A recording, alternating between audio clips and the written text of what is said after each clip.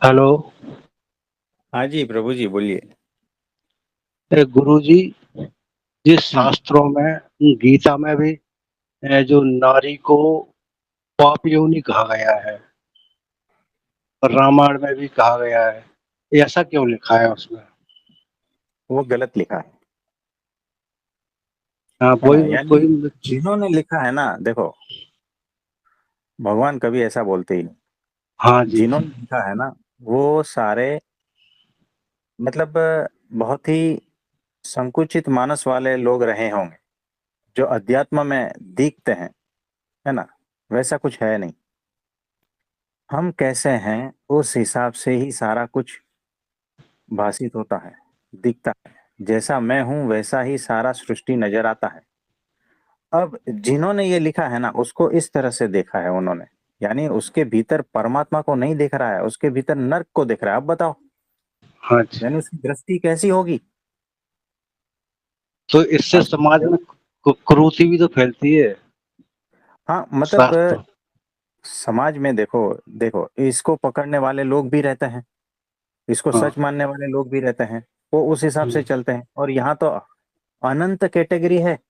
अध्यात्म में अनंत कैटेगरी है, अनंत लेवल है। हम 12वीं तक पढ़ते हैं तो 12 लेवल ही है ना। हाँ। यहाँ तो अनंत है लेयर, इसीलिए अनंत गुरु है, इसीलिए अनंत फिलोसॉफी है, अनंत दर्शन है, अनंत सबके अलग अलग शास्त्र है। बताओ, तो इसमें होश पूर्वक हमें कौन सा पकड़ना है रास्ता, ये हमें तय करना है ना। नहीं, तो मुझे तो सही इसके नहीं लिए, लगता था उसमें। हाँ, वो सही है ही नहीं। हाँ। मुझे बताओ, देखो, आपको पता है, जब हम छोटे थे, बहुत ही छोटे थे, अब हम तो ऐसे एरिया में रहते थे कि जहां पर तो है ना बहुत भीड़ भाड़ लगी रहती है।